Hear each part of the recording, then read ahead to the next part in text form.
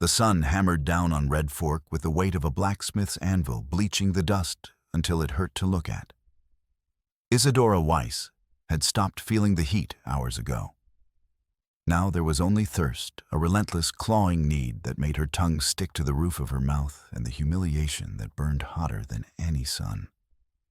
The rope bit into her wrists where they were lashed to the hitching post. More rope circled her waist, binding her to the weathered wood like a tethered animal. Her chemise, once white linen from a St. Louis dressmaker, hung torn at the shoulder, exposing collarbone and the purple finger marks where York's foreman had dragged her into the street. Empty whiskey bottles lay scattered at her feet, a deliberate tableau. They had poured liquor over her hair before tying her here, ensuring everyone would assume she was a drunk, a whore, or both. Above her head, the sign creaked in the hot wind, was property. Isadora had read those words so many times in the past 6 hours that they had lost meaning. Take property, as if she were a horse or a sack of grain. As if 25 years of life, Vienna, the crossing her uncle's kindness, her work translating mining contracts in 3 languages, could be erased by rope and a burned pine board. Men lounged on the saloon porch across the street, watching her with the lazy cruelty of vultures. Some spat tobacco juice into the dirt. Others made comments she could not fully hear but understood perfectly from their laughter. 2 uniformed soldiers stood near the telegraph office, and Isadora caught a fragment of their conversation drifting across the street. Keene's orders came through this morning. Wants the railroad survey completed by month's end. Major's got York's ear, that's for certain. Heard they've been partners since. The wind shifted, carrying their voices away.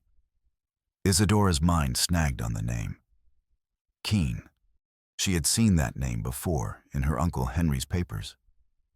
A notation in the margin of a survey map. Verify Keene payment discrepancy. MK received $2,000, quarterly source unclear. At the time, she had assumed it was a clerical error. Now tied to this post, the pieces began to form a pattern she did not yet understand. A few women peered from upstairs windows, faces pale behind lace curtains, but none moved to help. This was Red Fork. Silas York owned the town, and what York wanted, York took. Isadora had made the mistake of saying no. Her Uncle Henry had warned her. York will come for the deed.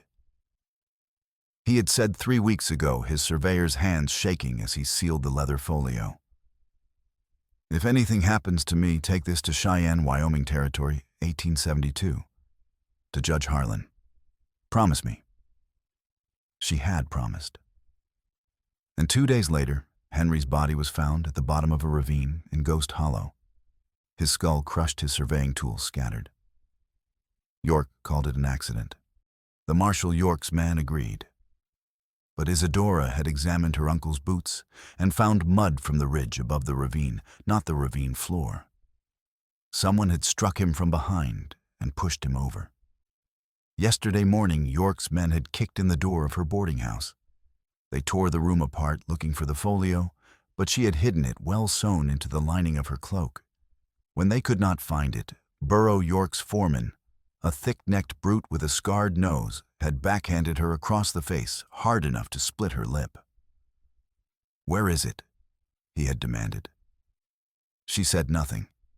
He hit her again and again, until her vision blurred and blood ran down her chin.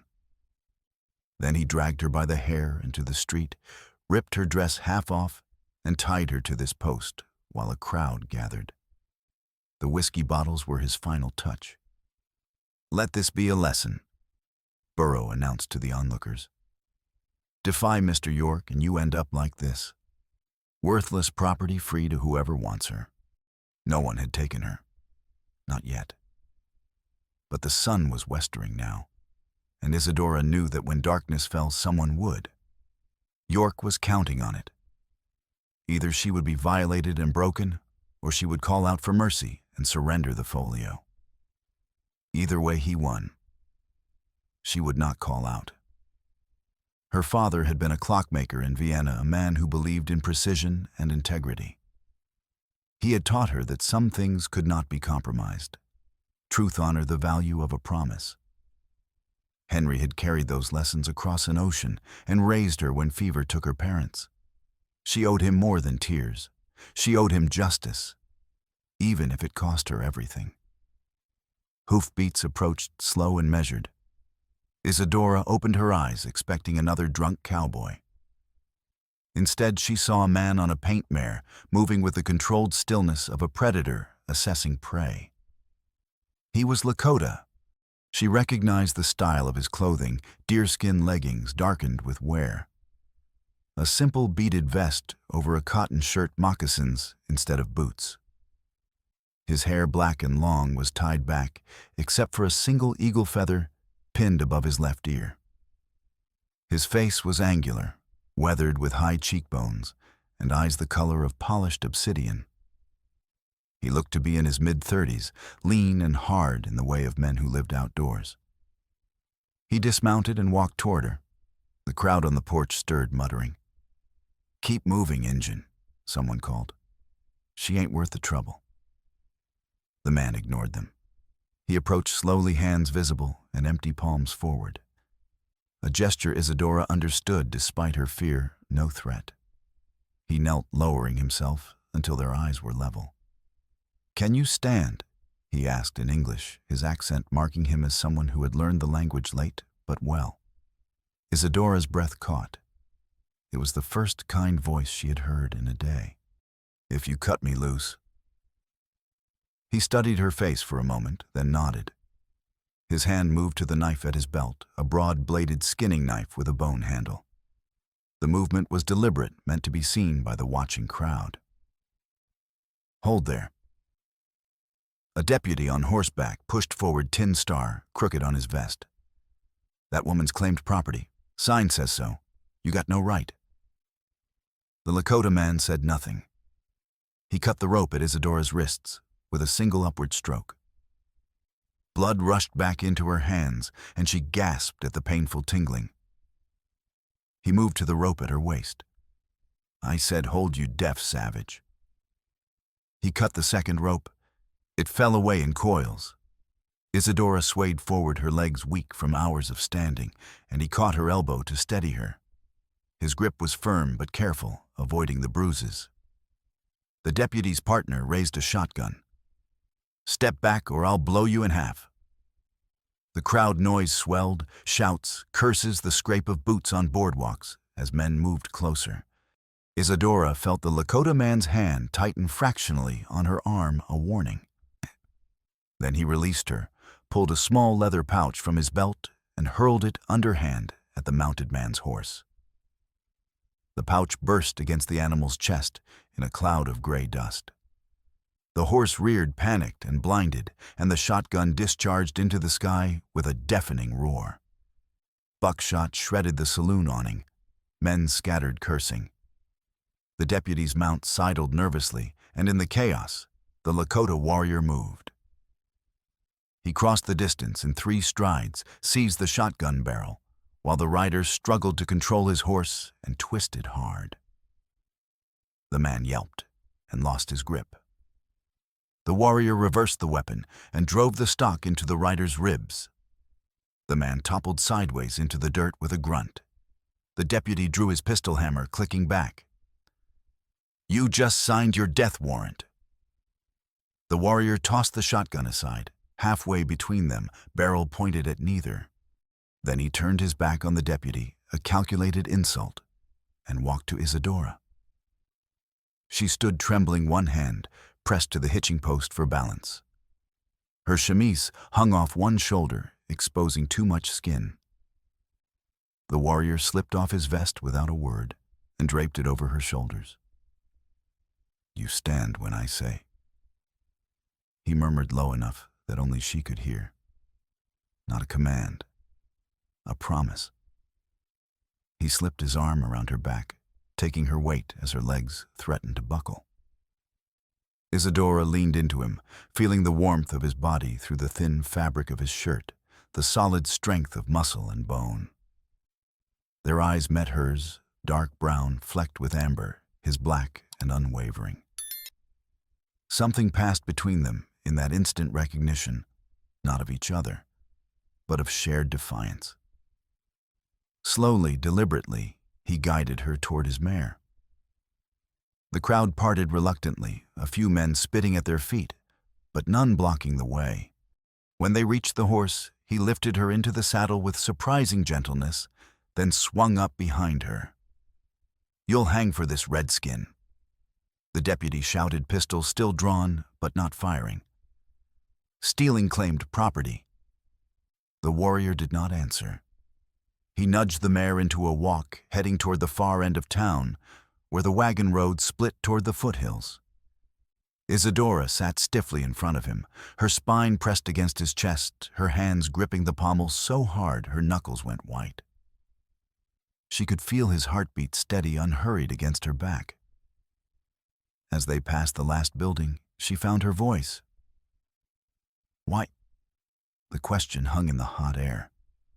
Why stop? Why intervene for a stranger behind them? Red Fork receded into dust and heat shimmer. Ahead, the mountains rose like broken teeth. The warrior was silent for so long that Isadora thought he would not answer. Then he spoke, his voice quiet. No one should be property. Something in his tone, grief perhaps, or old anger, made her throat tighten.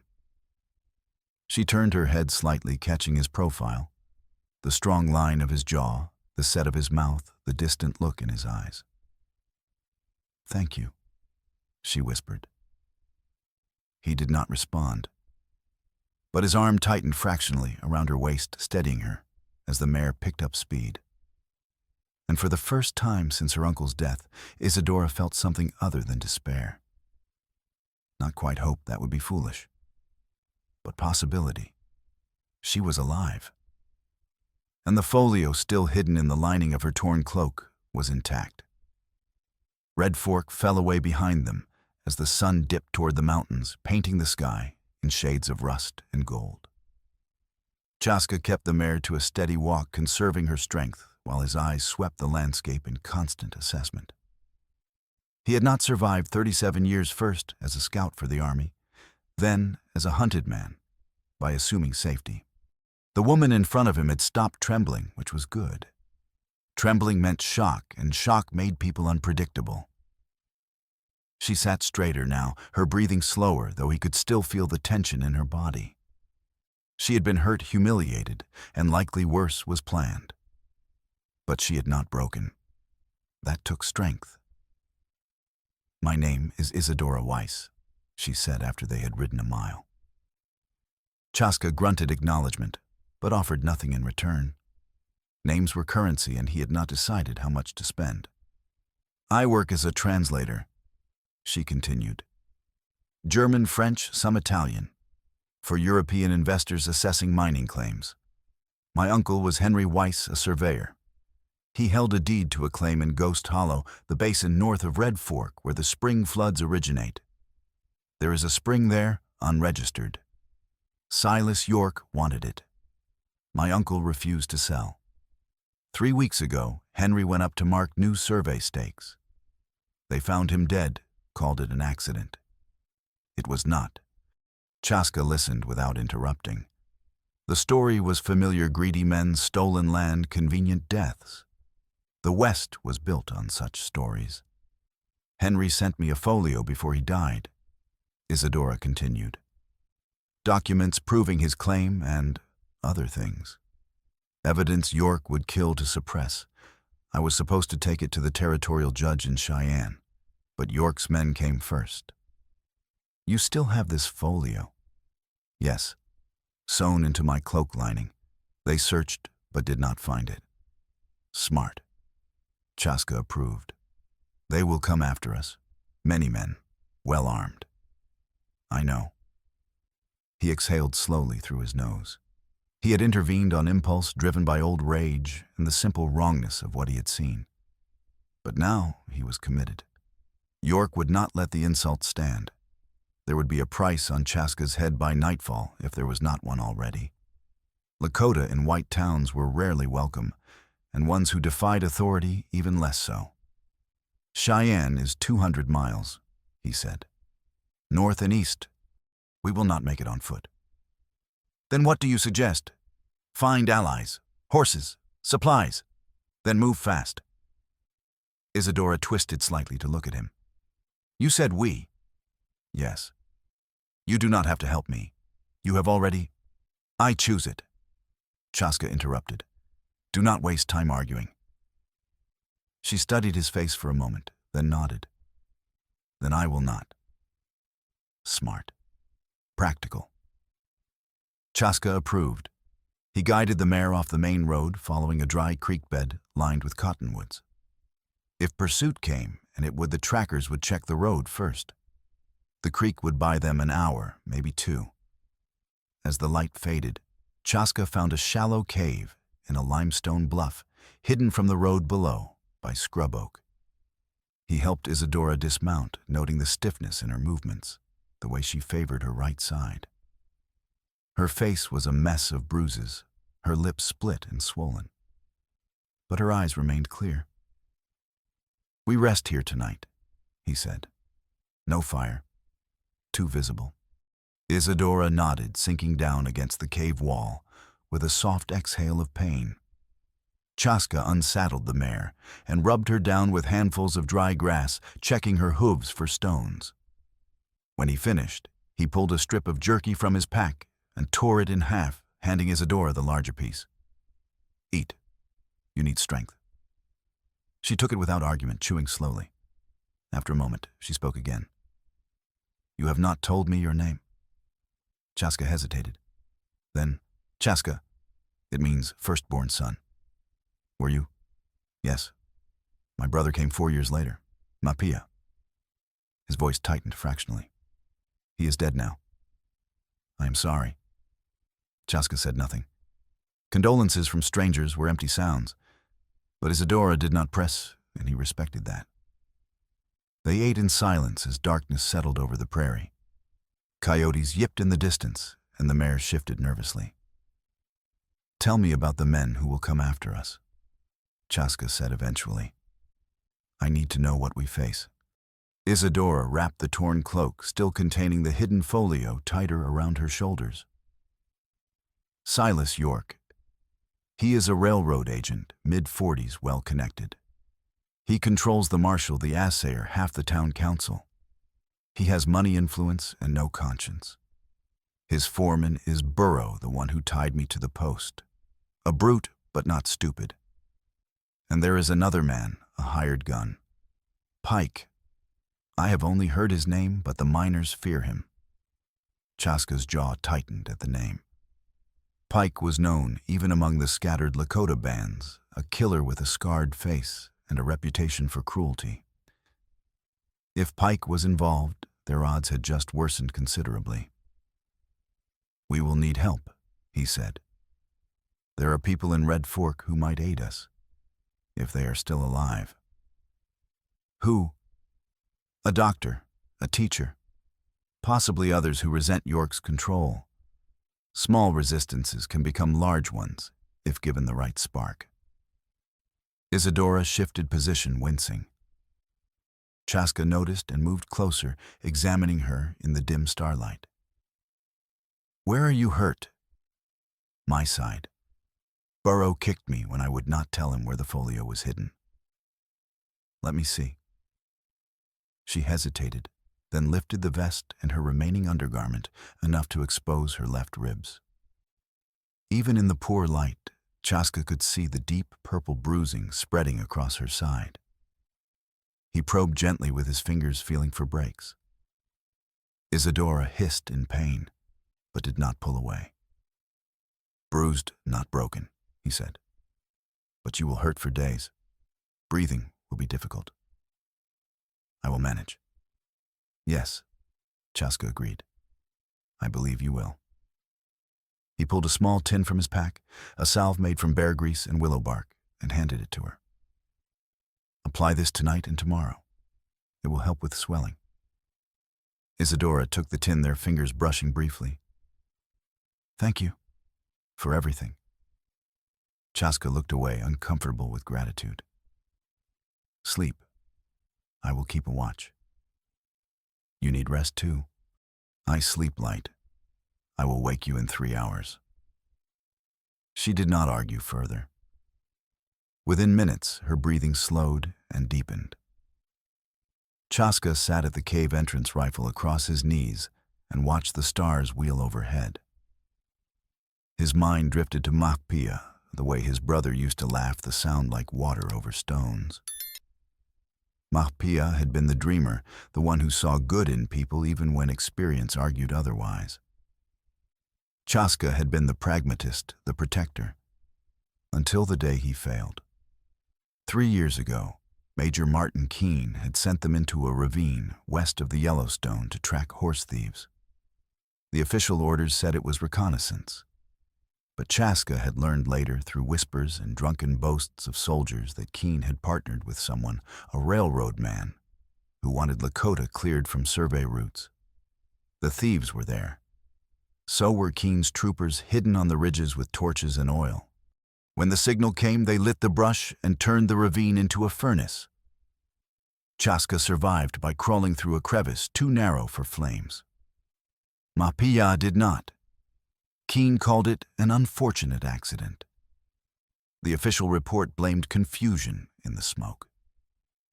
But Chaska had seen the truth. They were expendable, tools to be used and discarded. He left the army the next morning and never looked back. Now sitting in a cave with a stranger who carried secrets dangerous enough to kill, for Chaska wondered if Mahpia would approve of this choice. Probably not. Mahpia would have lectured him about unnecessary risks, about the difference between courage and recklessness. But Mahpia was not here. And the woman Isadora reminded him of something he had almost forgotten, that some fights were worth having, even when the odds were poor. He watched her sleep, noting the way pain creased her brow, even in rest, the way her hand stayed close to the hidden folio. She would not surrender easily. That was good. Survival in the West required stubbornness as much as skill. When the moon reached its apex, Chaska woke her, gently touching her shoulder until her eyes opened. She startled, hand flying to a weapon she did not have, then recognized him and relaxed. "Your watch," he said. "Wake me if anything moves. Anything." Isadora nodded, taking his place at the cave entrance. Chaska lay down where she had been, the ground still warm from her body, and closed his eyes.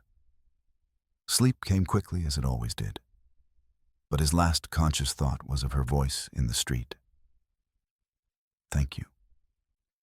He was not accustomed to being thanked. He did not know what to do with it. Dawn broke cold in gray mist rising from the creek below. Chaska woke to find Isadora still at the cave entrance, her eyes fixed on the horizon. She had not woken him, though her watch had surely lasted more than 3 hours. He rose silently, moving to stand beside her. "You should have woken me. You needed rest. So did you." She glanced at him, and he saw exhaustion etched in her face, the bruises darker in the morning light. But her eyes were alert. "I slept enough, and I was thinking. About how to convince your contacts to help us. York has power, but power is not absolute. If we can find the fractures in his control, you think like a tactician. I think like someone who has survived 2 revolutions and an ocean crossing." She smiled faintly. "My father used to say that tyranny is a wall made of individual bricks. Remove enough bricks and the wall falls." Chaska considered this. Your father was wise. He was. He was also dead by 40, killed for refusing to bribe an inspector. The smile faded. Wisdom does not guarantee survival. No, but it helps. They saddled the mare and rode back toward Red Fork, circling wide to approach from the north. Chaska moved cautiously, using the terrain for cover, his eyes constantly scanning for riders. The town was stirring when they reached its outskirts, smoke rising from chimneys. the clang of the blacksmith's hammer, the rattle of wagons. Chaska guided them to a clapboard building at the edge of town, its sign reading E. Finch, physician, in faded paint. He dismounted and helped Isadora down, noting the way she bit her lip against the pain in her ribs. "Stay close," he said. "If this goes wrong, we run." He knocked on the door. It opened after a moment, revealing a woman in her 40s, with graying hair pulled back in a tight bun. She wore a blood-stained apron over a plain gray dress, and her eyes, sharp and pale blue, moved from Chaska to Isadora and back. "I do not treat outlaws," she said flatly. "We are not outlaws," Isadora replied. "We are fugitives. There is a difference." Dr. Eliza Finch's expression shifted fractionally. "Inside, quickly." They stepped into the clinic, a single room with a narrow cot, a table covered in surgical instruments, shelves lined with bottles and jars. It smelled of carbolic acid and old blood. Eliza locked the door behind them and turned to Isadora. "Sit. Let me see the damage." Isadora obeyed, lowering herself onto the cot. Eliza examined her with swift, efficient movements, checking the split lip, the bruised ribs, the rope burns on her wrists. Her face remained impassive, but Chaska saw anger flickering in her eyes. "Burrow did this," Eliza said. It was not a question. "Yes. He is a vicious animal. York keeps him on a leash, but barely." Eliza fetched bandages and a bottle of iodine. "You are Henry Weiss's niece. I treated your uncle once 2 years back for a broken arm. He was a good man. He was murdered." "I know." Eliza's hand stilled for a fraction of a second. "I examined his body. The injuries were inconsistent with a fall. Someone struck him from behind before pushing him over the edge. I told the marshal. He filed it as accidental death and warned me to keep my opinions to myself." Isadora's breath caught. "You are certain?" "I have been a physician for 20 years, Miss Weiss. I know the difference between accident and murder." Eliza resumed her work, cleaning the rope burns with practiced efficiency. "York owns this town. The marshal, the deputy, the assayer, all of them dance to his tune. Those of us who resist do so quietly, because open defiance means ruin or death." Chaska leaned against the wall, watching the street through a gap in the curtains. "We need supplies and information, and a weapon for her." Eliza finished bandaging Isadora's wrists, then moved to a cabinet and pulled out a small Derringer pistol with a mother-of-pearl grip. She handed it to Isadora. "2 shots. Close range only. Aim for the chest, not the head. And do not hesitate. Men like Burrow do not show mercy." Isadora took the Derringer, weighing it in her palm. "I have never shot anyone. If they corner you, you will learn fast." Eliza's expression was grim. "There is a man named Thomas Brennan who runs the schoolhouse on the east side. He lost his arm at Gettysburg and hates profiteers more than he hates Confederates. He might help, though he is cautious. Tell him I sent you." She paused, her voice dropping. "But be careful. Not everyone who seems friendly can be trusted. York has eyes everywhere, even among those who claim to resist him." The warning hung in the air like smoke. Chaska filed it away, noting the way Eliza's gaze flickered to the window as she spoke. "What about you?" Isadora asked. "If York finds out, he will burn my clinic and run me out of town. I am aware of the risk." Eliza met her eyes. "Your uncle believed the West could be more than a battleground for greed. I would like to believe that too. Make his death count for something." They left through the back door, slipping into the narrow alley. Chaska led Isadora east, keeping to the shadows between buildings, avoiding the main street. The schoolhouse was a small white structure at the edge of town, its paint peeling its bell tower crooked. Inside they found Thomas Brennan, a wiry man in his 50s, with iron-gray hair and a missing left arm and the sleeve of his shirt pinned neatly at the shoulder. He stood at a chalkboard writing arithmetic problems for a handful of children. Brennan turned when they entered, his gaze sharpening. "Class dismissed," he said calmly. "Go home. Tell your parents school is closed today." The children scattered, casting curious glances at Chaska and Isadora before fleeing out the door. When they were gone, Brennan locked the door and faced his visitors. "Dr. Finch sent you." "Yes," Isadora said. Brennan studied them for a long moment, his expression unreadable. Then he walked to a cupboard and pulled out a dark wool cloak, handing it to Isadora. "Cover yourself. You will attract less attention." Isadora draped the cloak over her shoulders, hiding her torn chemise. Brennan turned to Chaska. "You are the one who freed her yesterday." Word spread fast. "York has posted a bounty, $50 for bringing you in alive, 75 dead. He wants to make an example." Chaska grunted. "Generous. He is angry. You humiliated him in front of the whole town." Brennan's mouth twisted into something like a smile. "I would shake your hand if I had to. What do you need?" "Safe passage to Cheyenne, and evidence strong enough to bring York down." Brennan glanced at Isadora. "You have evidence." She pulled out the folio and spread it on one of the desks. Brennan leaned over, squinting at the paper's inside deed copies, survey maps, correspondence. His expression darkened as he read. Then he paused, his finger tracing a notation in the margin of one document. "MK quarterly payment, $2,000. Brennan looked up sharply. "Do you know what this refers to?" Isadora shook her head. "My uncle wrote that. I assumed it was a clerical note." "MK," Brennan repeated slowly.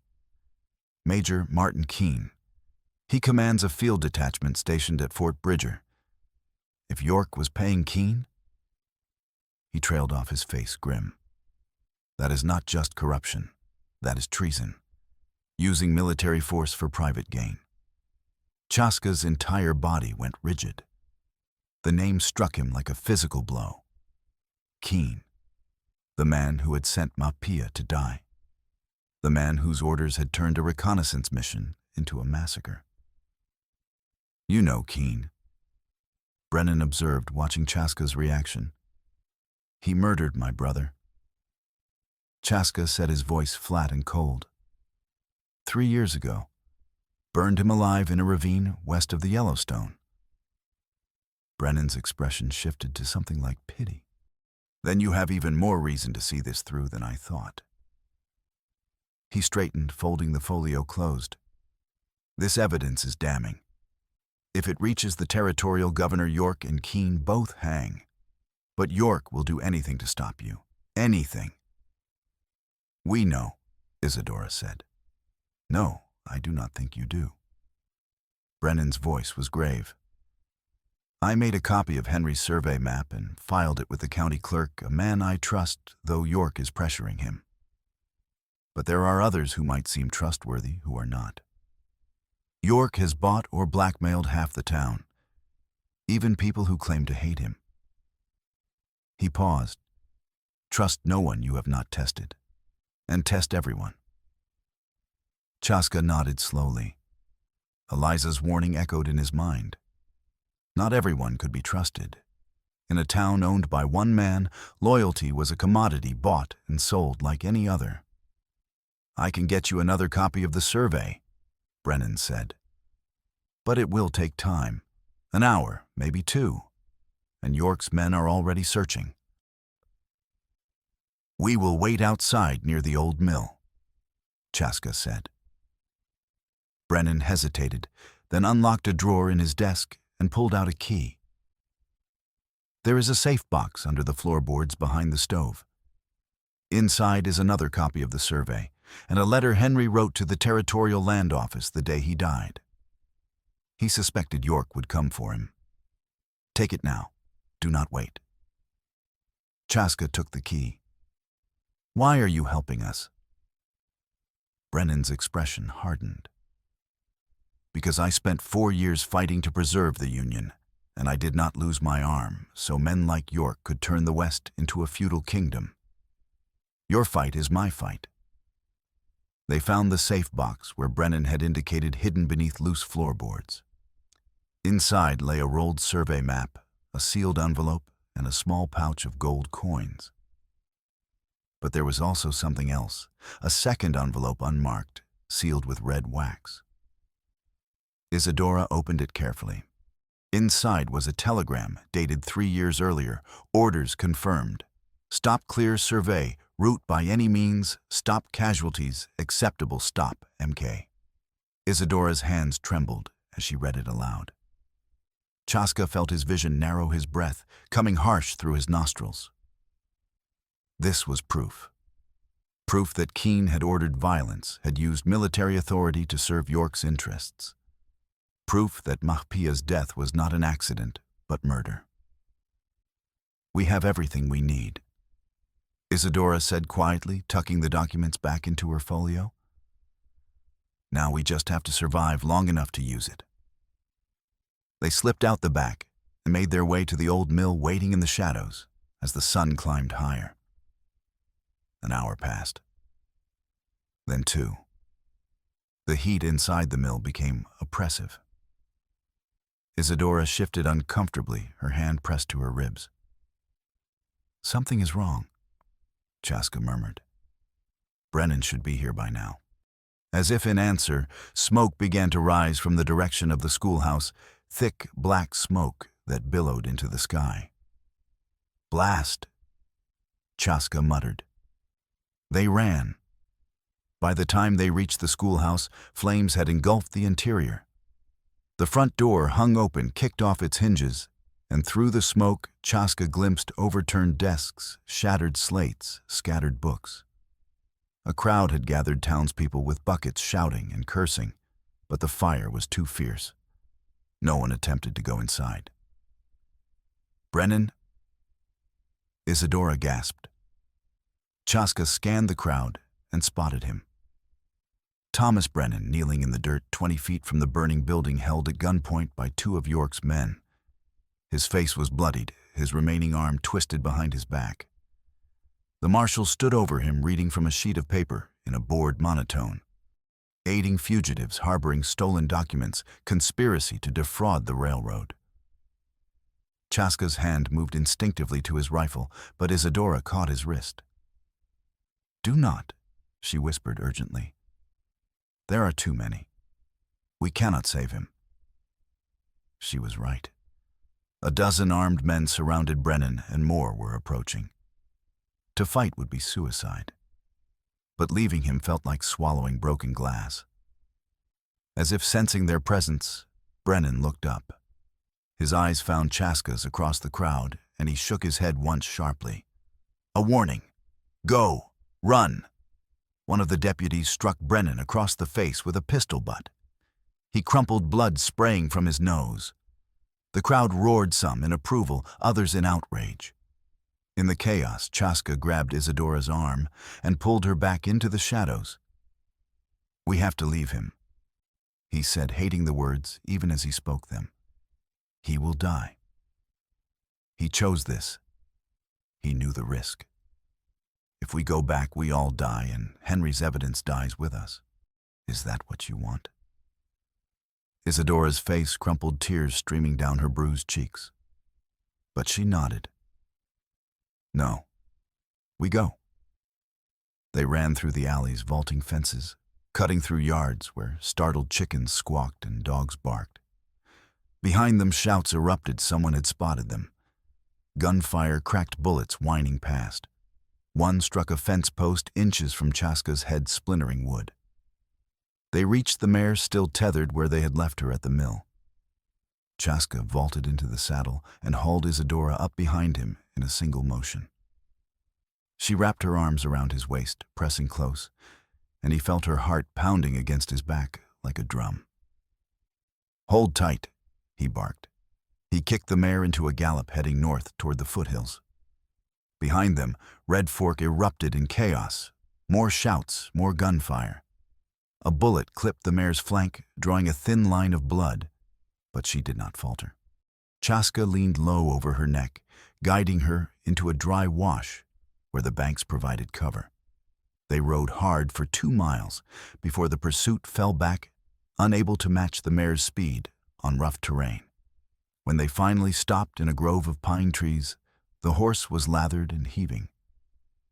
Chaska dismounted, checking her for serious injuries. The bullet graze was shallow, painful but not dangerous. Isadora slid from the saddle and leaned against a tree, her face pale. "They will kill Brennan." "Maybe. Or they will use him as bait to draw us back. We cannot just abandon him. We have no choice." Chaska's tone was harsh, but his eyes held regret. "Brennan is a soldier. He understands sacrifice. If we go back, we throw away everything he gave us. Is that what you want?" Isadora closed her eyes, more tears slipping free. Chaska looked away, giving her privacy in her grief. After a long moment, she straightened, wiping her face with the cloak. "Then we make sure his sacrifice means something." "Yes." They rested for an hour, letting the mare recover. Chaska used the time to clean his rifle, clearing any dust from the barrel, checking the action. Isadora sat nearby, her hand resting on the folio inside her cloak, her expression distant. "Tell me about your brother," she said suddenly. Chaska's hand stilled on the rifle. "Why?" "Because you loved him. I can see it. And because talking about the dead keeps them alive in a way." He was silent for a long time, weighing whether to trust her with the memory. Finally, he spoke.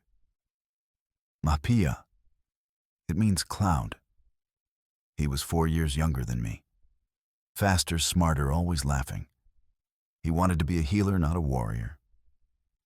But when the army needed scouts, I convinced him to sign on with me.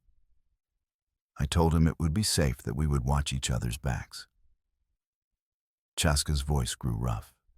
3 years ago, Major Martin Keene sent us into a ravine west of the Yellowstone to track horse thieves. It was a trap. They burned the ravine with us inside. Mapia died in the fire. I survived. That was not your fault. I led him there. You could not have known it was a trap." Chaska shook his head. "A good scout knows. I failed him." Isadora moved closer, sitting beside him. "If you had failed, you would not be here now. You survived because you are skilled and strong. Mapia would not want you to carry guilt. You did not know him." "No, but I know grief, and I know that the dead do not blame us for living." She hesitated, then added, "My parents died of fever when I was 10. My uncle raised me. He used to say that the best way to honor the dead is to finish what they started. That is what I am doing. That is what you are doing too, even if you do not see it yet." Chaska looked at her, really looked at her, and saw not just a bruised woman clinging to a dangerous mission, but someone who understood loss the way he did. Someone who had been shaped by it, scarred by it, but not broken. "Your uncle was fortunate to have you," he said quietly. "I was fortunate to have him." She smiled faintly. "And now I am fortunate to have you." Chaska did not know how to respond to that, so he said nothing. But as they prepared to move on, he found himself acutely aware of her presence, the way she moved despite pain, and the way she checked the derringer with careful precision, and the way her eyes scanned the horizon with the same wariness he felt. They were becoming a unit. 2 people learning to move as one. It was a dangerous thing, this growing trust, but also necessary. Survival, Chaska had learned, was rarely a solo endeavor. They traveled north for 4 days, moving through terrain that shifted from prairie flatlands to rolling foothills to the broken ridges that marked the approach to the Wind River Range. They avoided the main road, sticking to game trails and dry creek beds, always watching for pursuit. The mare held up well despite her wound, but supplies were running low. On the second day, Chaska set snares at a prairie dog colony and caught 2 fat animals. He showed Isadora how to skin them properly, guiding her hands on the knife, teaching her the angle that separated hide from flesh without wasting meat. Like this. He said, his hand covering hers. Smooth strokes. Do not saw. Her hands were cold knuckles raw from the wind, but she followed his instructions with focused intensity. When she finished, the hide came away clean. Chaska nodded approval. You learn quickly. I had a good teacher in Vienna. My father taught me to use precision tools for clockwork. Skinning a prairie dog is not so different from disassembling a watch movement. Chaska almost smiled. Your father sounds like an interesting man. He was. Stubborn, principled, terrible at compromise. He died standing up to corruption just like Henry. Her expression darkened. I seem to come from a line of fools. Fools or heroes? Is there a difference? Yes. Fools throw their lives away for nothing. Heroes risk their lives for something greater than themselves. Chaska met her eyes. Your father and uncle were heroes. So are you. Isadora looked away, but not before he saw the emotion flickering across her face. I do not feel like a hero. I feel terrified. Good. Fear keeps you alive. Only fools feel no fear. They roasted the prairie dogs over a small fire, feeding it with dry sage to minimize smoke. The meat was lean and gamey, but they ate every scrap, splitting it equally. When Isadora tried to give Chaska the larger portion, he pushed it back. Equal shares. We both need strength. You are bigger. You need more. And you are injured. It balances out. She studied him for a moment, then nodded and took the meat. That small exchange, her insistence on fairness, his refusal to take advantage, deepened the bond between them in ways words could not. On the 3rd day, they reached a wide river swollen with snowmelt.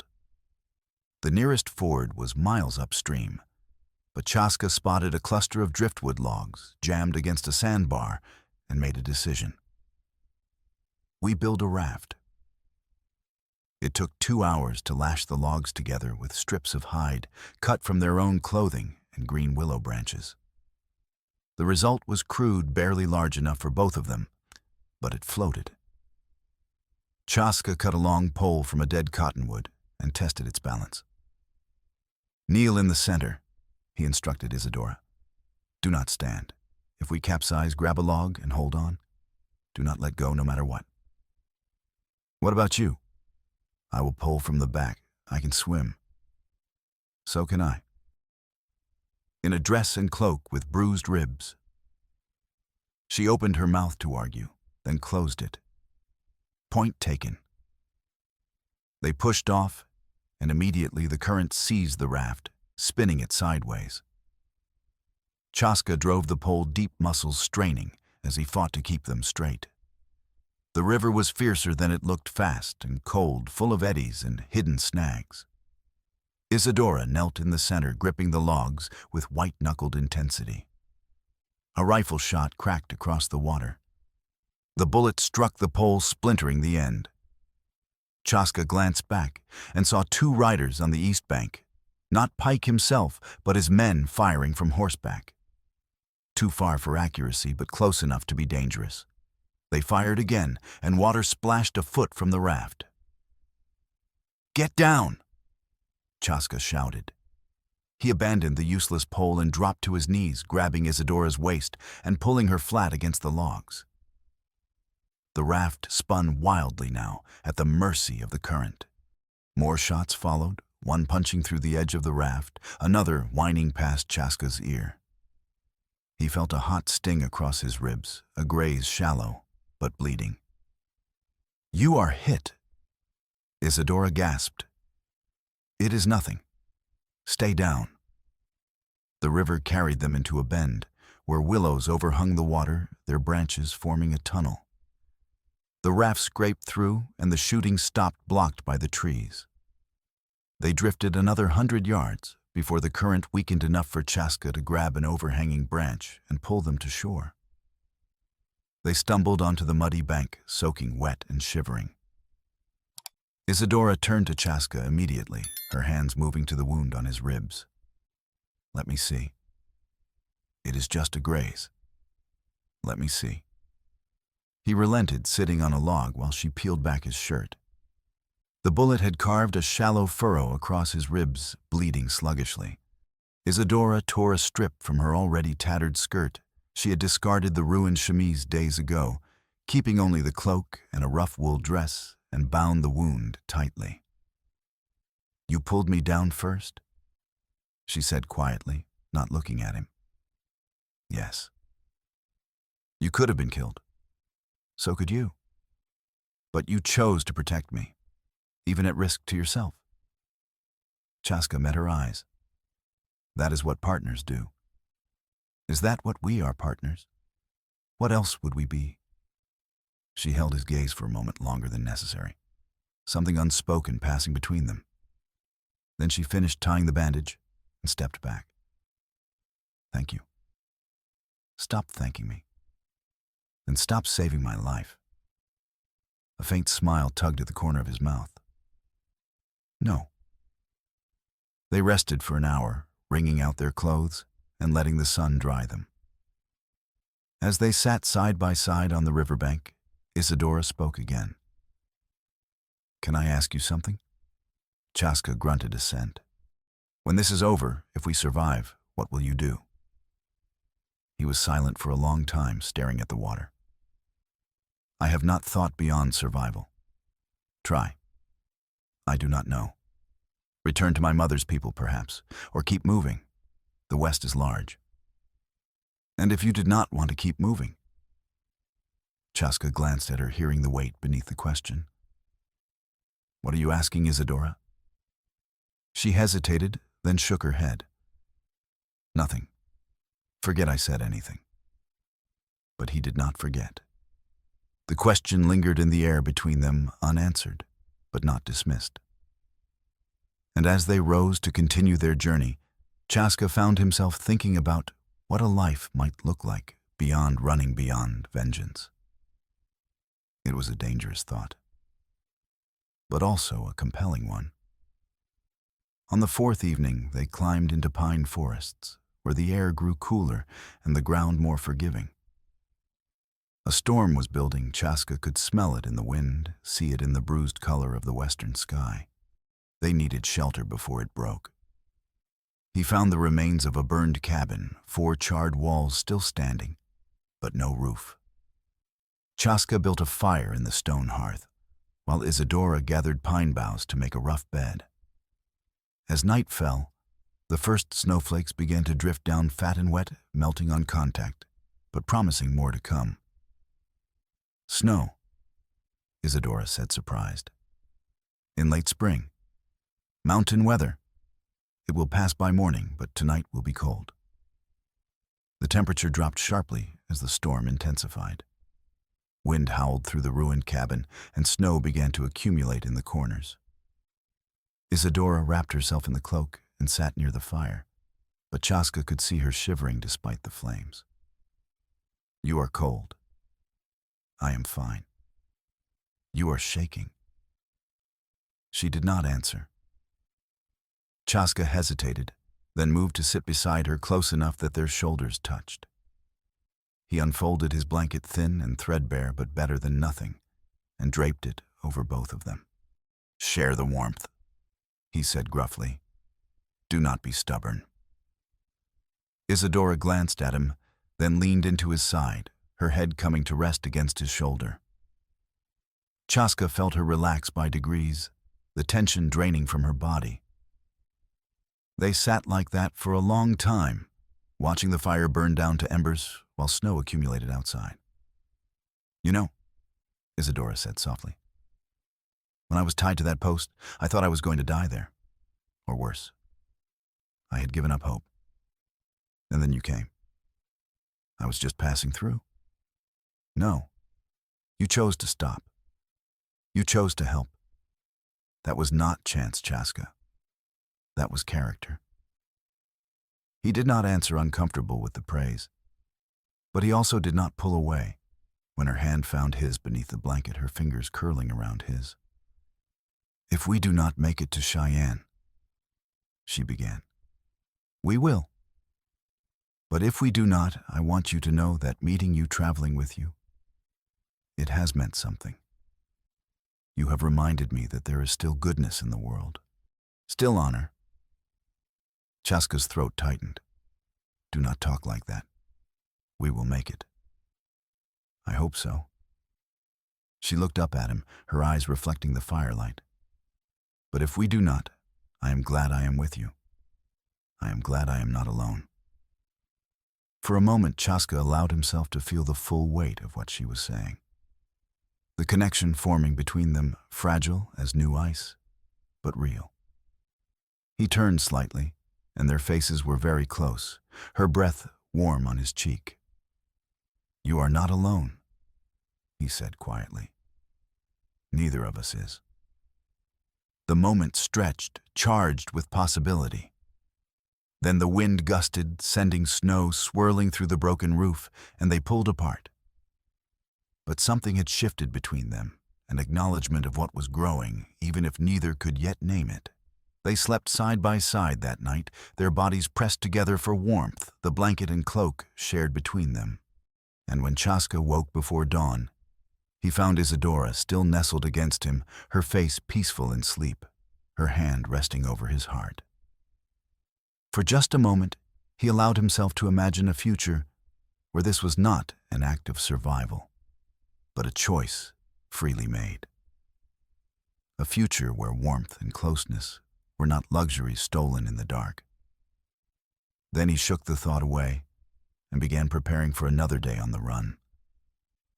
The snow had stopped, leaving the world transformed, white and clean, and deceptively peaceful.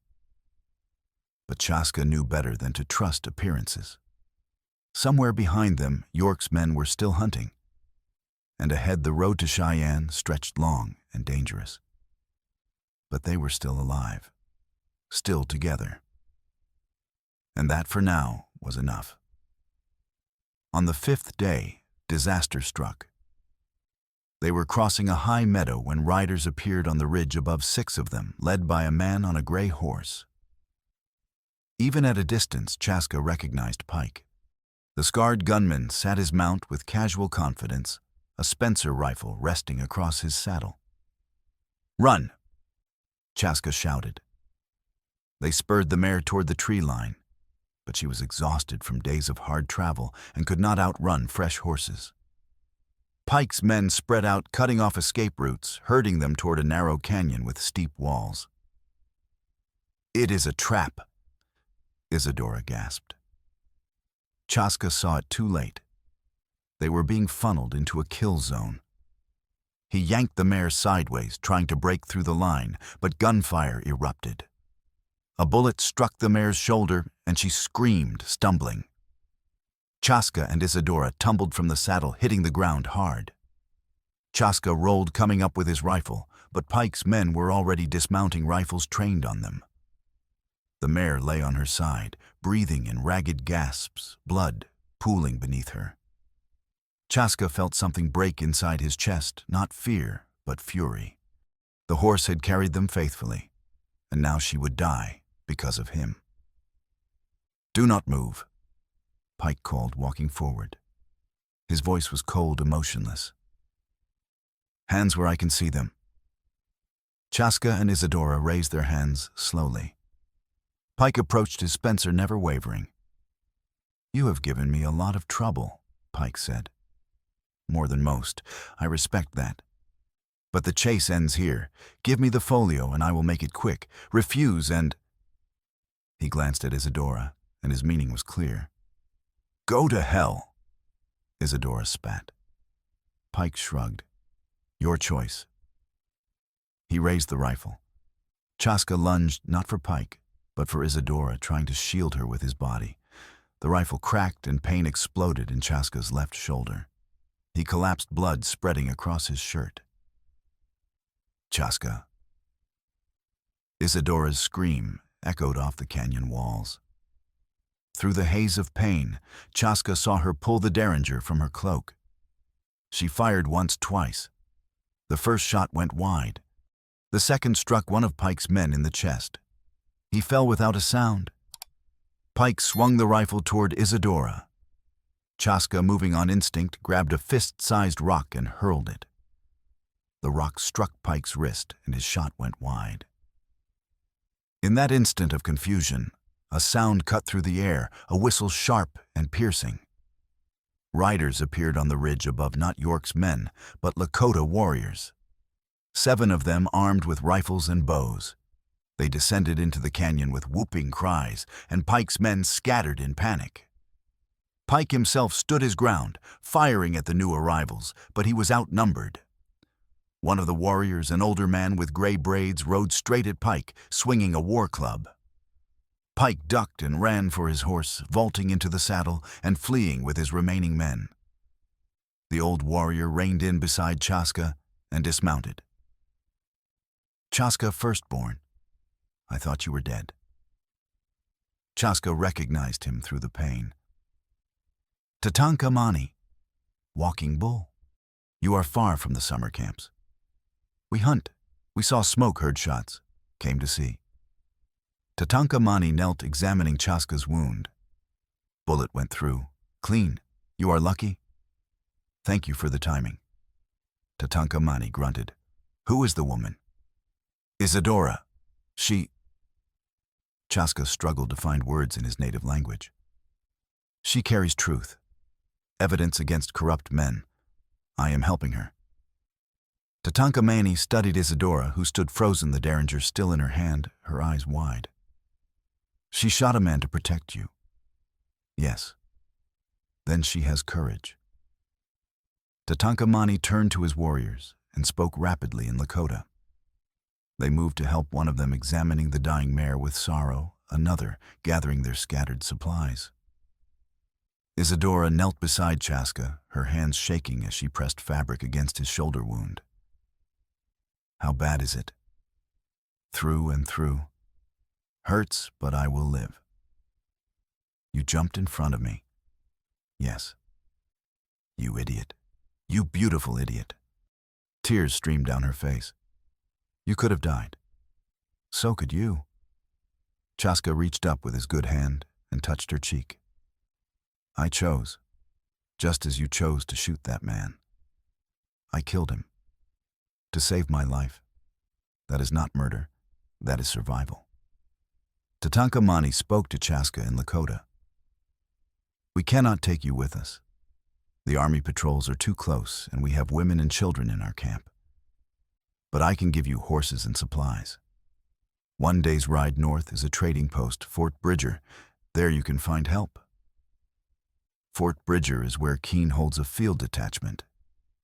Chaska set his jaw tightening. "Then you will need to be clever."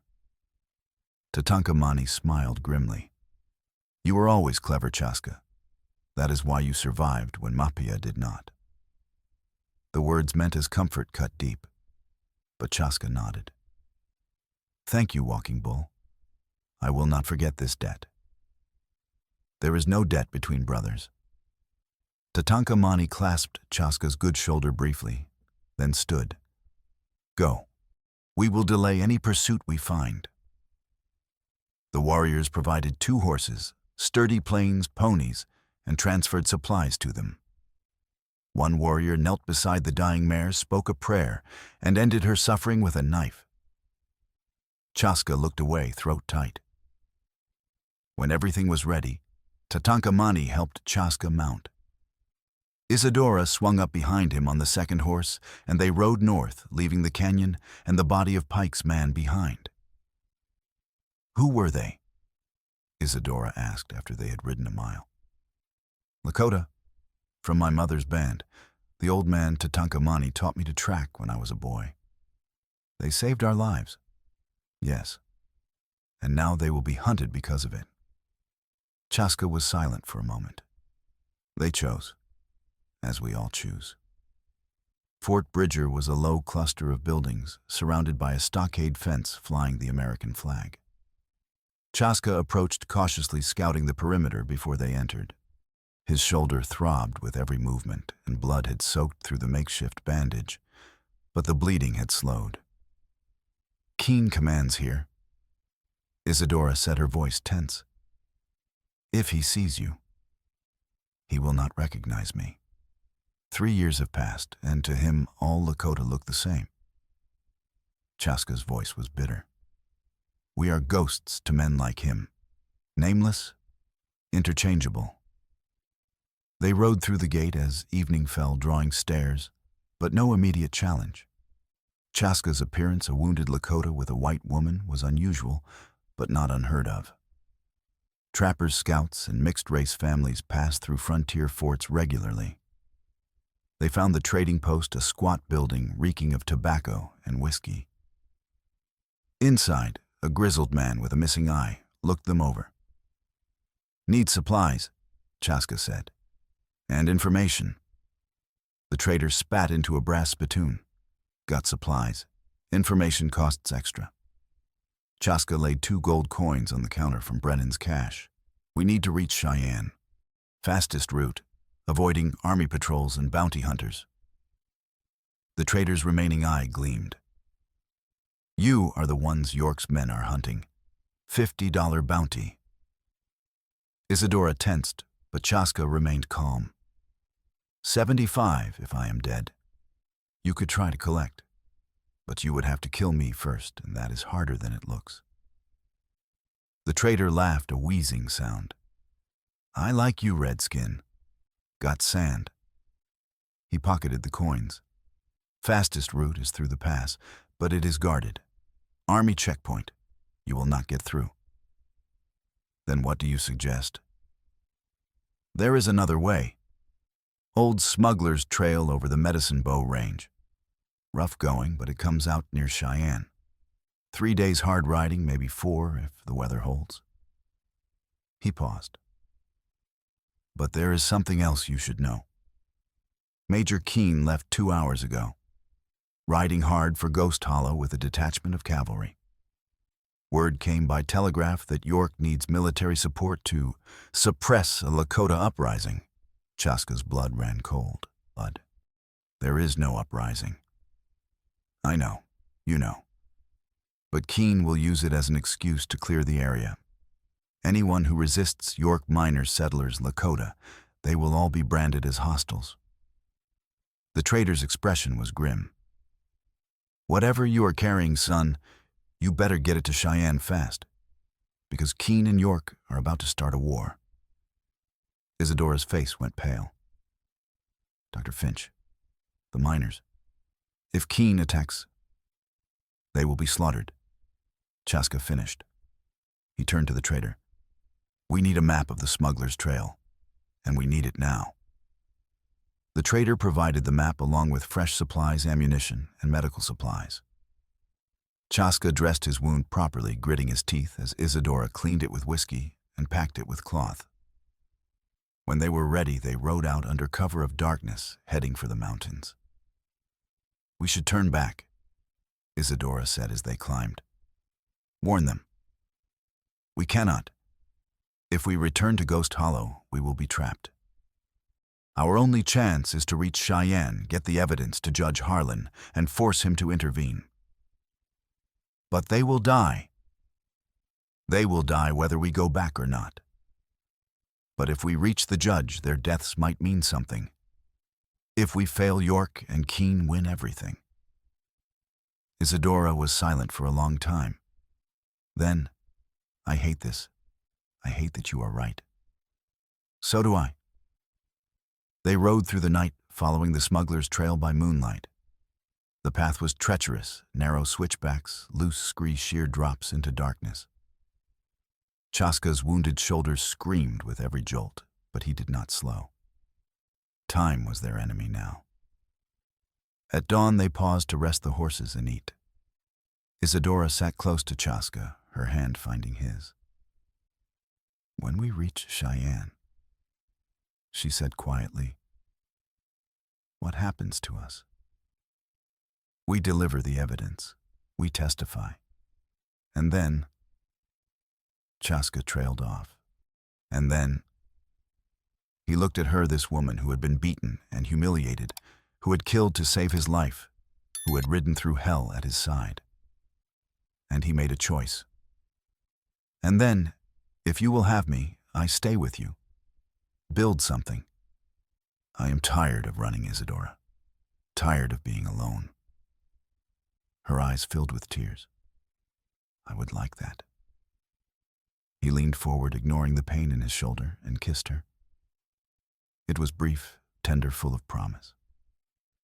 When they pulled apart, Isadora smiled, the first real smile he had seen from her since Red Fork. "We should keep moving," she said. Yes. They rode on, climbing higher into the mountains. And though danger still pursued them, though the road ahead was uncertain, Chaska felt something he had not felt in 3 years' hope. They reached Cheyenne on the evening of the 7th day, exhausted and half-starved, but alive. The territorial capital was a sprawling town of wood and brick, with a proper courthouse, a telegraph office, and streets lit by gas lamps.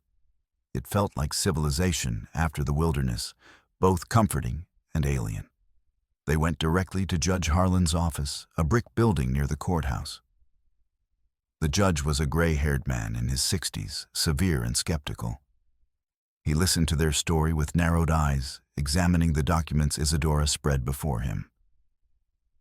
"This is serious," he said finally.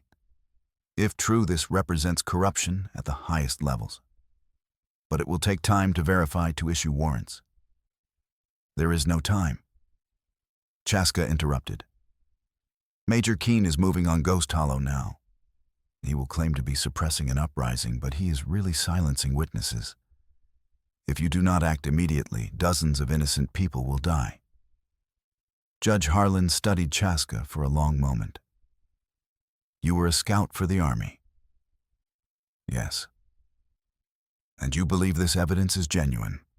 "I know it is genuine. Keene murdered my brother under these same orders 3 years ago. He will do it again if you do not stop him." The judge was silent, weighing the decision. Then he stood. "I will issue a telegraph order to the territorial governor, and I will dispatch federal marshals to Ghost Hollow immediately. If what you say is true, Keene and York will be arrested and tried. He will wire back authorizing U.S. Marshal warrants, and those warrants will be relayed by telegraph to Fort Bridger and Cheyenne within the hour." "And if they resist?" Isadora asked. "Then they will be stopped by force." Judge Harlan's expression was grim. "Justice moves slowly, Miss Weiss. But when it moves, it is final." The marshals rode out within the hour, 6 men heavily armed, carrying arrest warrants signed by the judge.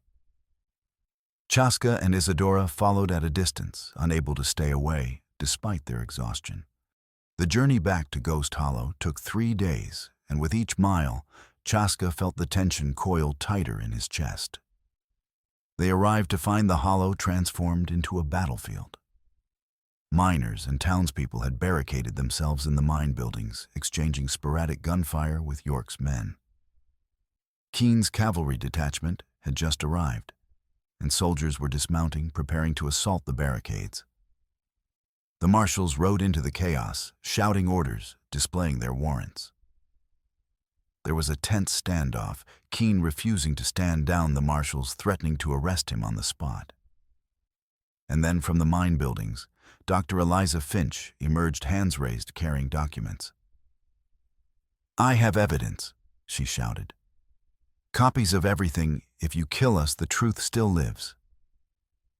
Keene hesitated, realizing his plan had failed. In that moment of uncertainty, the marshals moved. They arrested York first, dragging him from his command post, then turned to Keene. The major tried to resist drawing his pistol, but one of the marshals shot him not fatally, but enough to disarm him. The battle ended as quickly as it had begun. York's men, seeing their leaders captured, surrendered. The miners emerged from the barricades battered but alive. Isadora and Chaska rode into the hollow as the sun set, casting long shadows across the scarred earth. Dr. Finch saw them and rushed forward, tears streaming down her face. "You did it," she said.